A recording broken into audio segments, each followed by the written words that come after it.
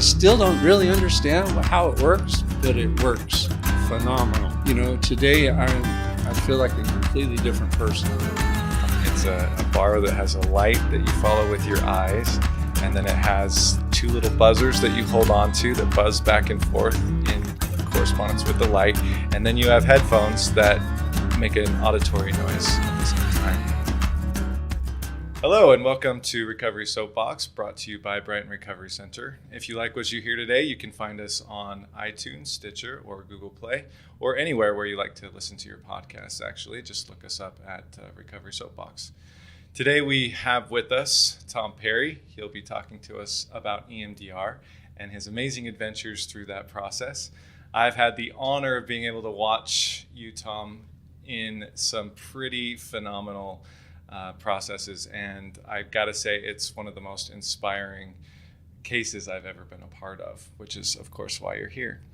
And what I'd like to do is just bring everybody into that experience. Like, what was that like for you? Who were you before your trauma? Who were you during your trauma? And then who do you see yourself now in comparison to those times in your life?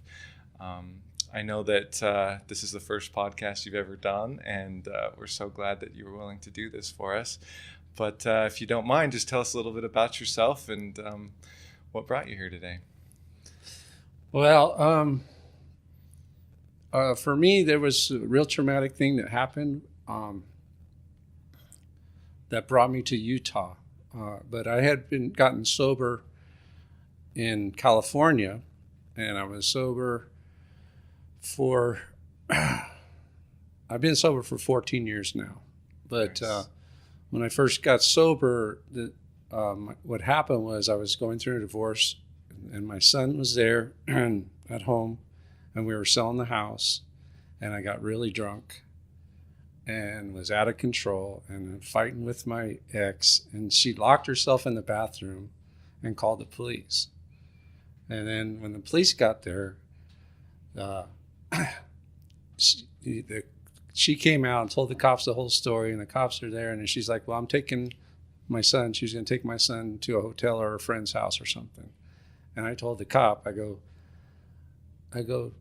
she can't take my son from here. And he goes, well, you're too drunk to take care of him. Mm-hmm. And it shot through my soul. And after that was it. I got sober after that. I stopped drinking. That was my last drink. Yeah. Anyway, fast forward, we go through the divorce and all that, and separate homes and everything. And she was seeing this guy before we even got divorced and broke up. She was dating some other guy, and he had a son. And a few years later, my son was in real problems, and come to find out he was being horribly abused by the father's son, sexually raped and tied up and lots of bad stuff. And for me, I didn't realize that all that was happening. I knew something was wrong with my son for a few years there, but I couldn't tell what the real problem was. So I was taking him to counselors. As far as my life and my sobriety, I was doing great. I was really happy. I was making a ton of money, selling cable TV, and I was, almost $100,000 a year just selling cable TV. Wow, good for you. And sales rep of the year for 2008. I was taking the AA meetings to prisons with a bunch of guys. I was doing really good. But finally, through that counselor, I found out how bad it was for my son. And that just devastated me. And I wound up leaving that job, and I've got full custody of my son, but he was being abused also in school. Every bit of his life was being affected. And the only thing I could do, that I could think to do, was get him out of there. So I literally moved back out here to Utah, and actually the state of California paid for us to move. It's how bad it was. Oh my gosh, wow. And so we moved out here. And once we got out here, I thought things were going to get better.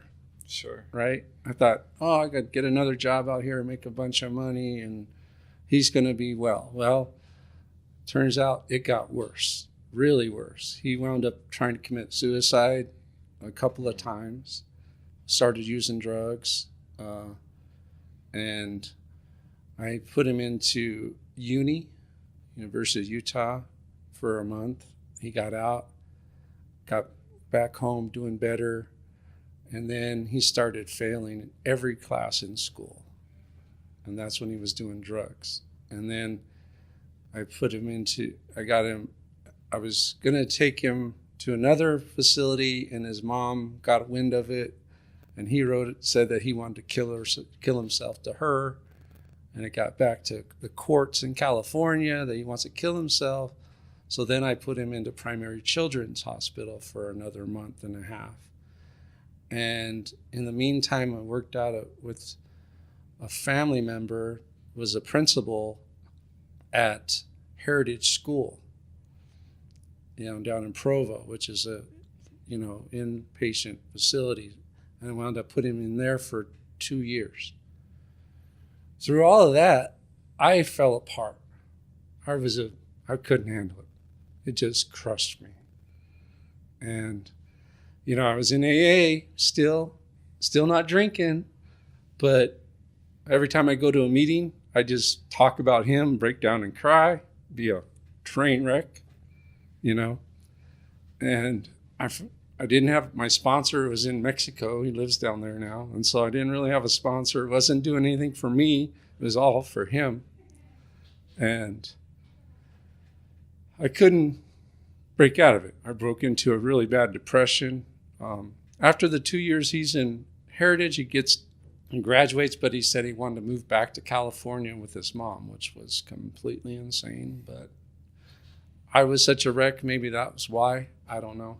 But he wound up, I got him out of Heritage. He went back to California. He did okay. And he graduated high school, Nice, yeah.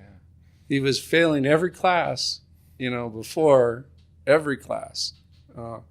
And to graduate high school was a real miracle, And so he moves on and he does his thing. He's doing great now. He's not in trouble. He's doing a lot of stuff that's really good, positive things.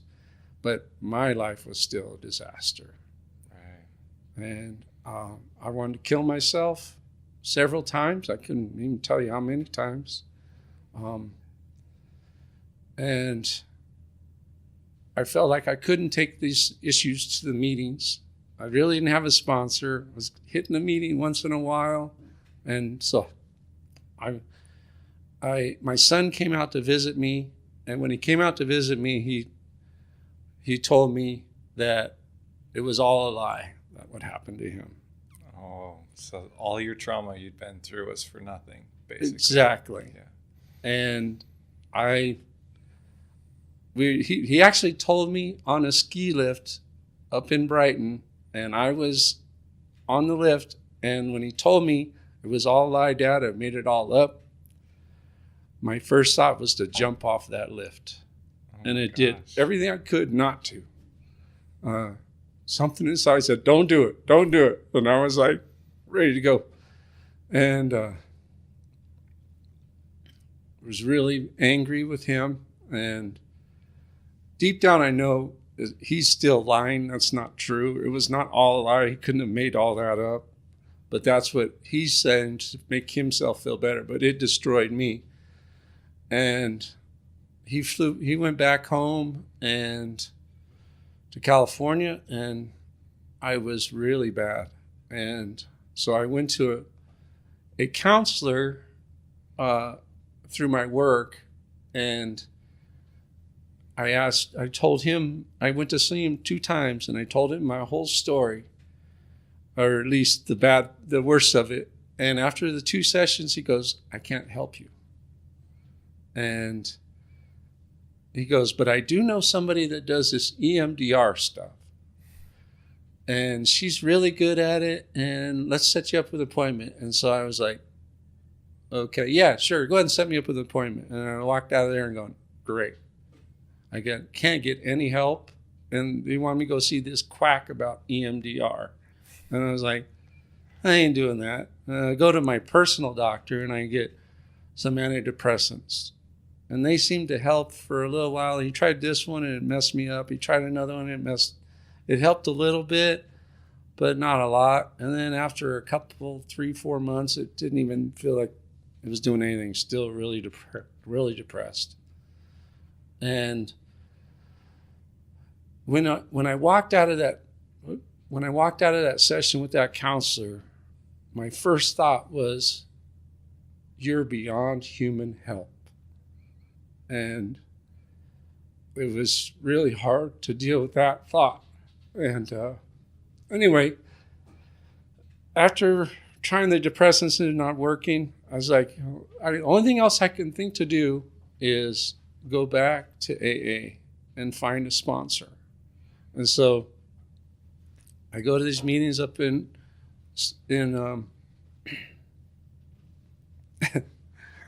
I started going to this meeting in Park City and seeing of some people up there, and I was inspired to ask this guy to ask me to be my sponsor. And so he said, yeah, and we start working together and start going through the steps again. And it turns out he was a cameraman for Matt Lauer, and so he's not some psychiatrist or anything. And but he said he got a job recently working at a recovery home up in Park City area. Anyway, so I was talking to him, and he mentioned, he goes, have you ever heard of EMDR? And I was like, okay, this is crazy, because that's counselor told me about this, and I was like, do you know anything about it? He goes, well, all I know is it works. And so I said, I go, do you know anybody that does it? He goes, well, I've heard of some people. I'll ask around. I was like, okay, whatever. And so I'm feeling some relief from doing the steps and working through some stuff, but I'm still a pretty depressed guy and a lot of trauma. Anyway, he winds up telling me to give this woman a call and set up an appointment. So I call, and they can't get a hold of anybody personally. All it says is just go online to this website and sign up for an appointment. So I was like, great, I'll do it. It turns out that the psychiatrist that goes to meetings up at Park City, who I've never met or spoken to, I know what he looks like, recommended Kamrin, but it was actually Kamrin's mom I was told to set the appointment with. So I set the appointment, and then she has a website too. So to his credit, yeah, it did look rather congruent, right? And plus Kamrin could be a man or a woman. Exactly. Yeah. So then it come to find, oh no, it's not her, it's her son. And so I roundabout found out, got it, set up an appointment with Kamrin, and I was still, on the antidepressants and really very depressed person. And I go in, and we set up an appointment, and I meet him for the first time, and we sit down and we start talking, and we're sitting there, and he's like, okay, well, you've got to get off the antidepressants. I'm like, yeah, I'm fine with that. That stuff's not really working anyway. And I go, my first thought was, okay, well, I remember telling him, I go, okay, I don't know what this EMDR thing is, but if it's not working for me, I am not signing up for a bunch of appointments with you. And he was fine with it. Well, I remember when you walked in that first day, and I looked at you, and all I could see was like hopeless, helpless, just desperation, right? And I remember when you were talking about your story, all I could see was pain, just so much pain in your eyes, and just like the lack of trust that you had in the therapeutic process in general. For me, the question that kept going through my mind was, well, then why are you here? Like, if you have that little faith in the process, if you've been through all of these bad experiences that for all intents and purposes should make you not want to be in a therapist's office again, where did that strength come from? That was my question all the time, and everything that I was posing to you was to get that answer. Do you remember what that answer was when you finally got around to letting me in? Why did you show up in spite of all of that?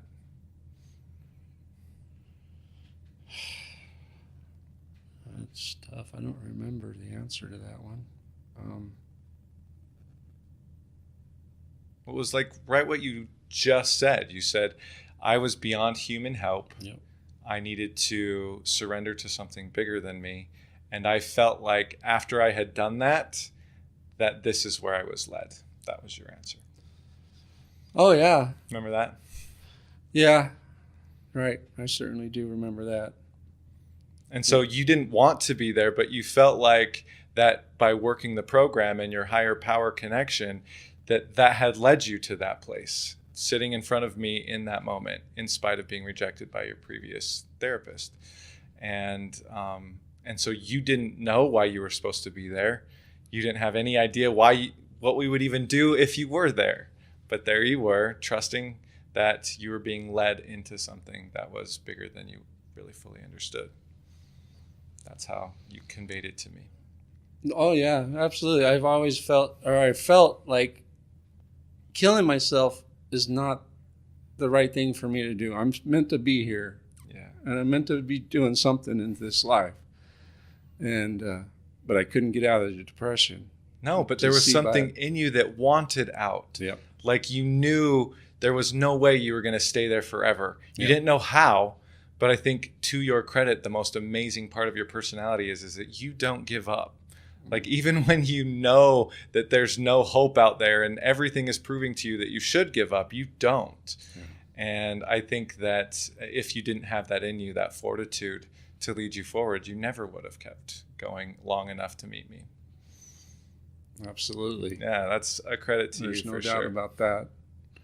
So talk to me about what that was like to sit there and hear about something so crazy as this intervention. Like, I know what I told you, but what did you hear when I was explaining it to you and how we would go about this process? Well, I remember you were saying that I wouldn't feel like those feelings anymore. Those would be I'd be a different person. I was like, this guy's insane, and this can't be real, and there's no way this is going to work. But I might as well I'm here. I might as well try it. And if it doesn't work, I can say I tried everything. And I still don't really understand how it works, but it works phenomenal.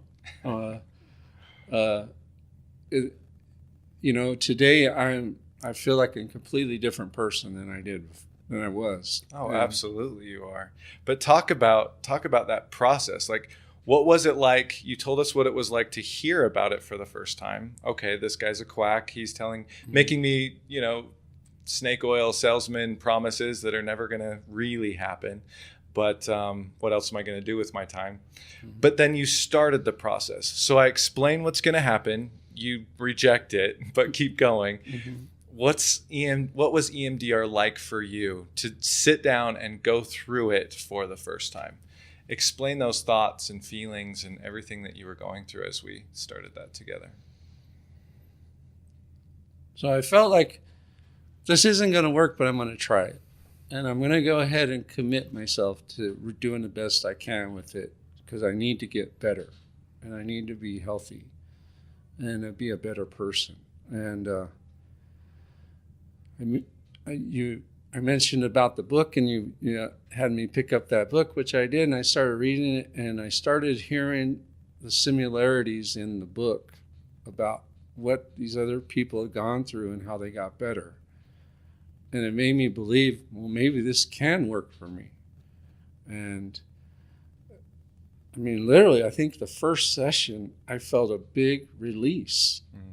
The first time we turned on those lights and really did it, something started clicking in me. And, I think that God had a lot to do with it.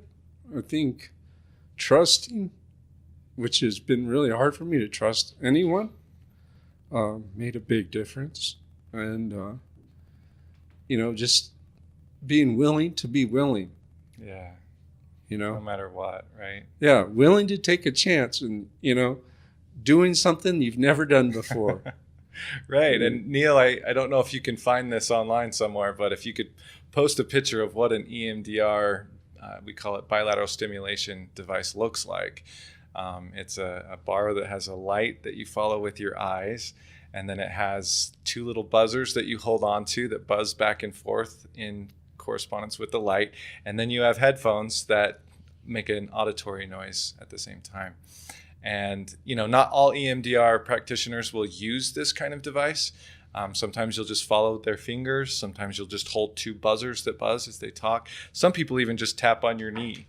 But the idea is that you're getting both hemispheres of your brain working in tandem, right? And the way that I like to look at it is like you shake up a fish tank.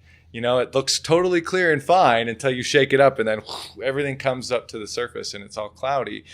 EMDR just gets things moving, right? It gets you connecting both hemispheres. It gets you remembering things, connecting things.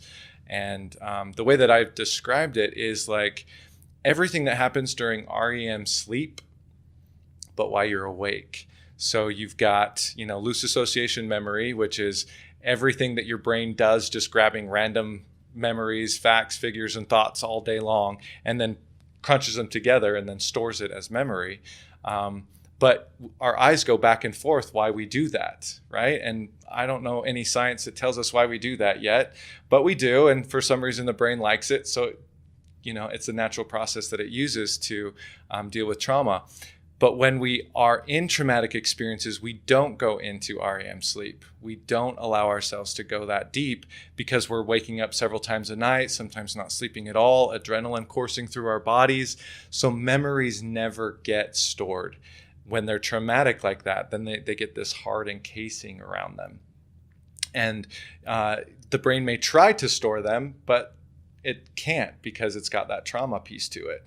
And so you kind of wander around throughout your life bumping into these traumas several times a day, like you were describing.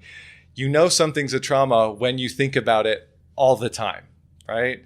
And when every time you think about it, you go right back to that. So whether you were 7 years old or 5 years ago, or even just yesterday, if you feel like you were just there, that's probably a trauma. And it's probably something your brain is trying to get you to put away, but it can't because it's been put into that category. So EMDR just takes a natural process, and while you're awake, allows you to store that memory. And that's why I think even after that first session with the bilateral stimulation machine, that you felt the release, because for the first time there was a valve that got that pressure out, and you knew, wait, I may not be better totally, but I'm better now. And that, I think, gave you the trust to keep going, right? Oh, absolutely. Absolutely. After that first release, I was like, this really is working for me. Yeah. I can't believe it. And then I didn't trust it. I was like, oh, it's probably just temporary and I won't feel that great after a week or so. Mm-hmm. And so we went back to a couple more sessions and it kept getting better. And I was like, holy crap, this is really working, And, and then it just kept getting better. And every time those traumas that we dealt with, the pain is gone. Mm-hmm. There's still a distant memory, but there's no pain related to the memories anymore. And they're hard to even remember the whole details of the memories because they're not causing any more pain. Yeah. When I think back about that, it's just something that happened in my life. I still feel emotions about my son and all that he went through. But for me, I feel like my life, I have totally changed as a person. And I went back to California and visited some people back there, and a couple of friends. And one of my friends had a stroke, and he told me, hey, he was thinking about killing himself. And I don't know why I was there to talk to him, but I told him about EMDR, And he hasn't, as far as I know, even looked it up. But, it's been a miracle in my life. And one of my friends back then, when I went back there, and this was back in February or March, a friend of mine I'd known for 30 years, he goes, there's something different about you. And I go, yeah, there is. There's something real different about me. And then just this last week, I was talking to a friend on the phone, and he's my best friend. We've been friends for 30 years plus. He goes, there's something different about you. I go, yeah, there is. Wow, really? That's great. Yeah, there is. And I had a family member said, don't you ever quit, because I've been really busy in my life now.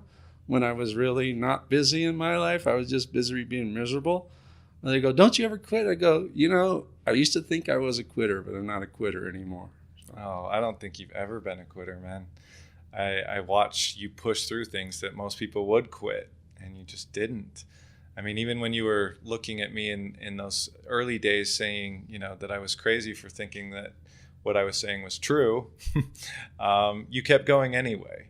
And now here you are saying the very same things that I said to you in those first sessions, yep. But they're coming out of your mouth as your experience now. Yeah. That wasn't something that you could fake or force, or that I could coerce you to say or do. And I look at it springing out of you so naturally and so effortlessly. That's just your experience now. All of those experiences that I told you would be yours are yours, right? You really are an embodiment of the success that EMDR holds if you stay with it. Because I remember as we were going through, we call them nodes. Remember that word? Mm-hmm. A node is like the memory, but then you have like all these different memories that spring off of it, kind of like tentacles. And we would attack one, and then like another one would go with it. Right. And then we'd attack this one, and then 3 more would go. And then all of a sudden it was gone. And because the whole thing had been resolved. But the way that you just went through that process and attacked each one was a testament to your strength. I know a lot of people who go through their first EMDR experiences and it freaks them out. Too many emotions, too much is coming up for them. I don't want to go back there. That was intense. But you got this fire inside of you. You were excited to do the next one. You'd come back into the office after resolving one and be like, I found my next one, right? Yeah. Let's go here. And right. And eventually your brain got more and more used to it. And all of a sudden we were resolving targets faster and faster, half the time, a third of the time. Then pretty soon we could go through a whole target in a session. It's like your brain just knew what to do. Do you remember that absolutely. Evolution? Absolutely. How you went through that? What was that like for you on your end? For me, it was like doing magic. I was like, wow, I've got this superpower and I didn't even know I had it. But what was it like to experience that? Deep down, I knew how badly I wanted to feel better about who I was as a person. And I remember after probably 3 sessions, maybe 4 sessions, I go, I'm going to keep doing this till I can't do it no more, because I want to see how good this can get. And that was my motivation. I was like, I feel so much better about me that I want to see how good I can really get as a person. And I'm not there yet. I'm still working. We haven't had a session in quite a while. But I don't really feel I need it. I just feel my life is in session, and I'm making goals and plans, which I've never done in my life before today. And I've got a sense of direction and purpose, and I'm happy with who I am. My life's not perfect, but it's getting there. It's getting to where I want it. It'll probably never be perfect, but I'm enjoying the ride today, which is a 180 from where I was. Oh, absolutely. I remember the day that you graduated, and you came in and you were happy and you were like, I think I'm good. And for a therapist, I don't know many professions that their whole job is to work themselves out of a job. But we celebrated that together, knowing that, the work you had come in for had been complete. Like you felt that resolution and you were moving into a completely new chapter. And I think the thing that really solidified for me more than anything was when you compared the life before your trauma to your present experience of your life, and how before your trauma, just like you said earlier, it couldn't have been better. You had this life that was just amazing in every area. And then you lost that, but then when you got it back again, I remember you telling me, this is better than even when I was, at the peak of what I thought a good life was. Can you tell us about that? Like, what's so much better now, and why do you think it's attributed to the work you did? Well, because in the EMDR sessions, it wasn't all related to, we worked through all the trauma from when my son, but we didn't work on the traumas when I was a kid. Yeah. And when we did those, those things were still driving me. They were making me do things or feel a certain way about me that my whole life had been that way. And I didn't realize it. Things were good, but those little things were still haunting me. I had some demons haunting me. Mm-hmm. And those demons are gone now. So I'm far better than I ever was, because I don't have those things controlling or dictating my life anymore. Right. And making me feel about like I said, I felt like I was a quitter. I was never a quitter. No. But when I was a kid, I was told I was a quitter. And I don't have that anymore. That's not there anymore. Yeah. That's why I'm so much better. I don't have quite the money I had back then, and I don't have, all the other things, but internally, I'm far better than I've ever been after this EMDR. Oh, I couldn't have said it better, Tom. That was beautiful. That's what I watched you do. It was so neat. And I remember talking to you about, like, after you do your first session, it's like you mow the grass, right? And then you see toys that are sticking up that you never saw before. And those toys are the next traumas, and you go and attack those. And then you mow the grass again, and there are more that you didn't see. But you can't see those smaller ones, or those ones that are further back in your history, until you resolve the ones that are like right in your face, right? Right. And so you work through them, and eventually it's like, oh my gosh, I didn't even know that was in there. But I couldn't, because I had these 12 other glaring issues in my life. And it's just that silent hum that goes through everything, and you don't even know it's there. But you just systematically went through one layer at a time and just kept going deeper and deeper and deeper. And now your experience of yourself and who you are in this world is what people are noticing. That's when they say, without even looking at you over the phone, you're different. That's what they're hearing. That's what they're sensing. Because that hum that permeates all of our lives with those childhood beliefs is evident in our words and our actions and our thoughts. And we don't even know it because we think it's our personality. Yeah. Right? And now you get to see who you are without any of it. And how would you describe that person? What's that personality look like? It's pretty wild. My life's pretty wild today. I remember I would always look down when I'd walk down the street. I'd never look people in the eye, that kind of stuff. But,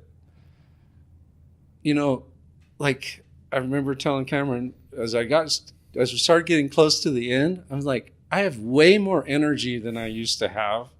And I can't stand any more clutter. Everything has to be, I have to clean up everything now, like obsessively. And it was like, and you had mentioned it, it's just your outsides are reflecting your insides. And like my neighbors all the time go, are you washing, you're going to wash the paint off of that truck, And it's just things like that. Like I work a lot of hours, I work an average 10 hour a day usually, and 60 hours a week sometimes. Anyway, and I'm just really happy. I'm doing a lot of good stuff. I've put some new perspectives in life. I've got some goals I'm going to work towards, changing careers and things like that. And like, I couldn't be happier with who I am today. Oh, it's obvious. Anyone that looks in your eyes can feel that. And here's your voice. I mean, it's everywhere. And I remember watching you go through that process and how these dominoes would just keep falling, the ones that you're talking about, the unexpected changes, right? that like I remember checking in every week and saying, okay, what have you been seeing shift, and what's new and exciting that, hasn't been a part of your life before? And the things that you were describing weren't even related to what we had been working on, but the dominoes just kept like spreading and going into all sorts of different places.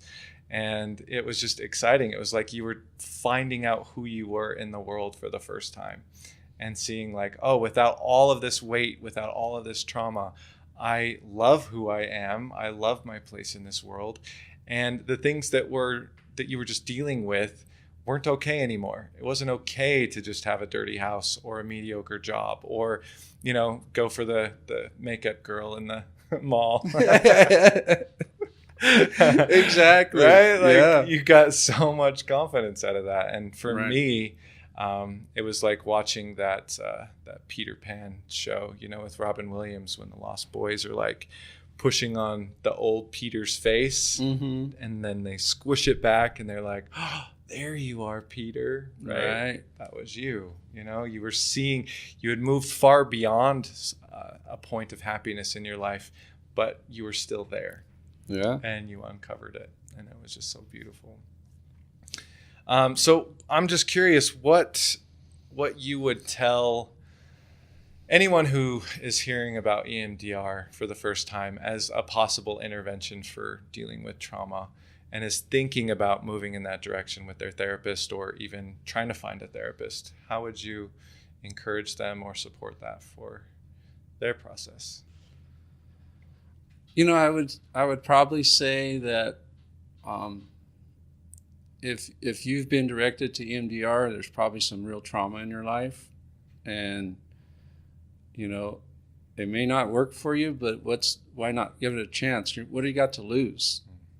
For a little bit of time and maybe a little bit of money, but your life can change by trying something that you've never tried before, because that's what I did. Yeah. And I think you speak to two really good points. Most insurance companies won't cover EMDR work, and most people looking for an EMDR therapist find that it's a cash pay situation for that reason.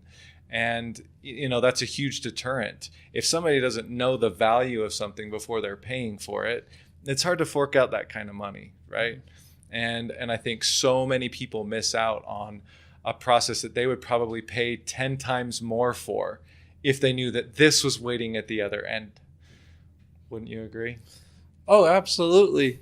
Absolutely. And that's why when our first session, I said, I'm not signing up for it, but I'm not going to sign a form to say I'm going to come in here for 6 months every week and pay you this money. If it doesn't work for me, I ain't doing it. Yep. And that was my whole thing. I didn't believe it was going to work, but after that first counselor mentioned it, and then my sponsor, I was like, maybe there's something to this. Maybe God's being thrown in here and thrown that at me. I think that God had a lot to do with it. It's crazy how to imagine meeting somebody in Park City and then going through a psychiatrist that I've never met or even spoken to, directed me to you, and my life has changed. It's just, there's no rhyme or reason to that. The odds are got to be astronomical. Yes. But it's been the greatest thing in my life, for sure. And how would you, like, to somebody who thinks, oh yeah, that's you, but that could never be me. Like, my traumas are so much worse. I'm glad that was your experience, but it would never be mine.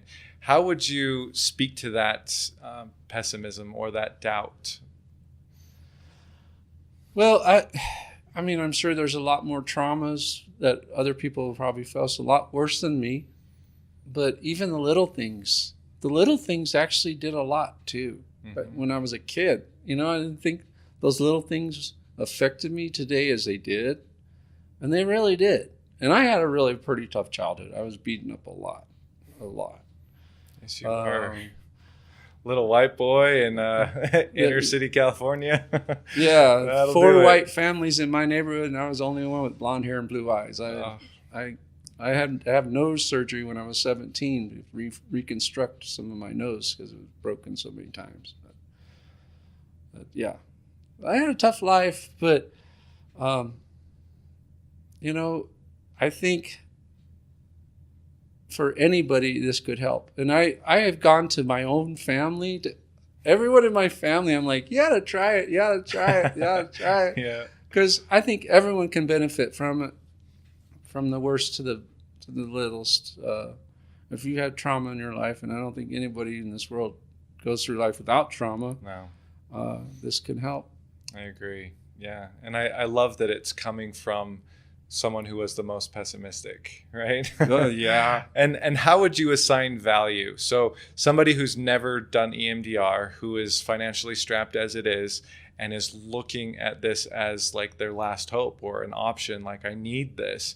How would you assign that value to say, yes, it may be hard for a minute, but here's why it's worth it? Well, you know,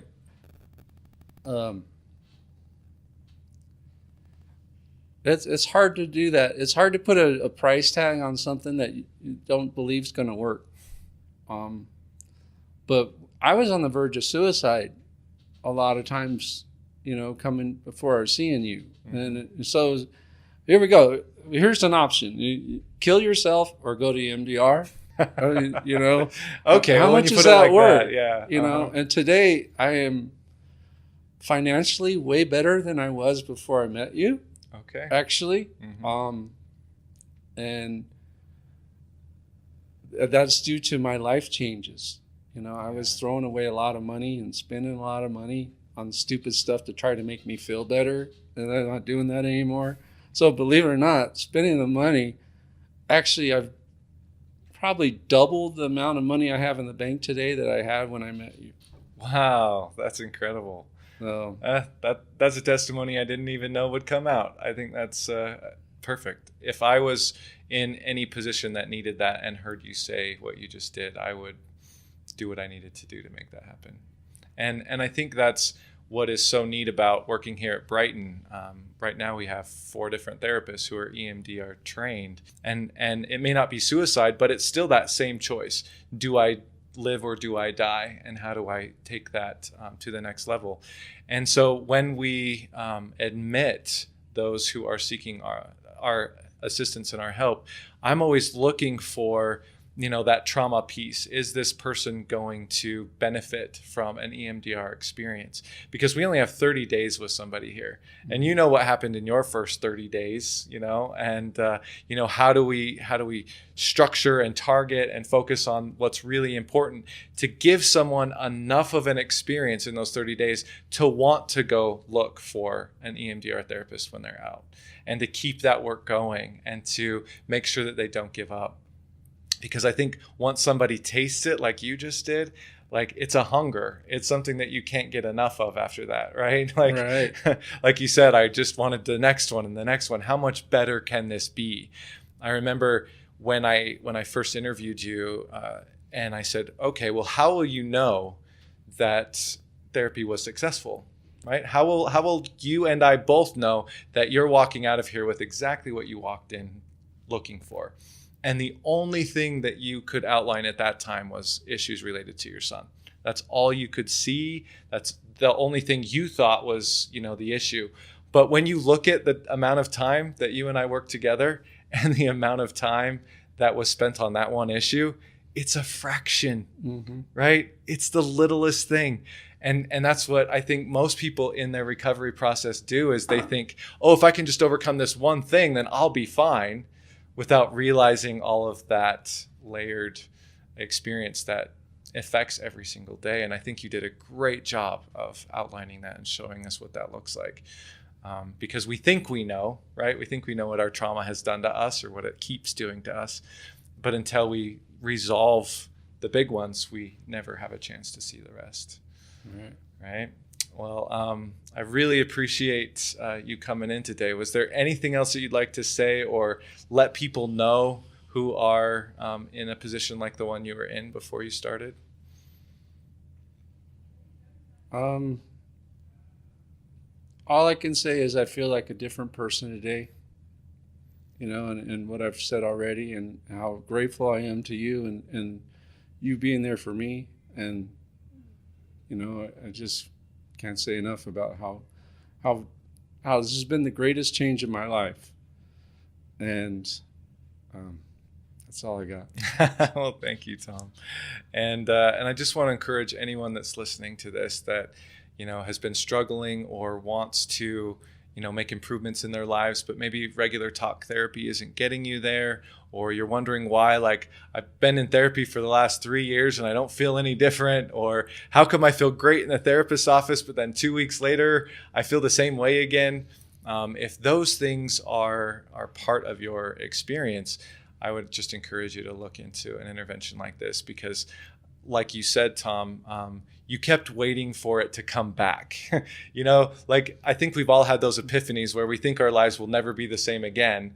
And then like 2 or 3 days later, it's exactly the same. How would you say EMDR is different than that?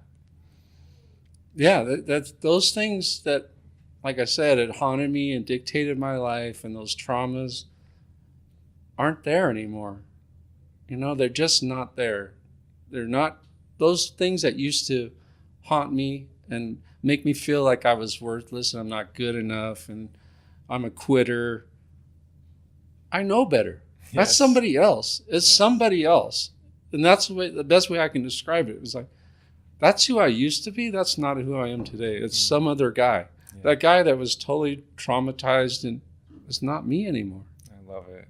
It's just not me. Yeah, because what you're describing here is like, you know, if you go through some sort of like psychodynamic experience or psychoeducational therapeutic intervention, you know, where they're just teaching the logical cognitive part of your brain a concept or a skill, yeah, that's great. But if the subconscious part of your brain isn't on board, it's the one driving the car. It's the one that's going to take you off that cliff. So if you don't get into that part of yourself, you're never going to resolve those issues at the core level that they need to be. And EMDR does that. It targets the places that we can't touch, those beliefs that we don't know where they came from because they were created by a child brain, right? Like you were saying earlier. And then being able to say, oh my gosh, like, I feel different, and here I am like 5, 6 months, a year later, and I haven't reverted back. Like, those changes are permanent. They're here. They're real.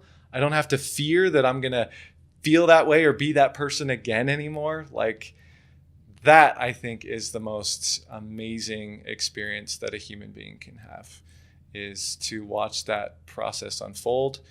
Relatively effortless, right? Mm-hmm. I mean, you sit in a chair and you still doesn't make sense. Right? Still doesn't make sense to me.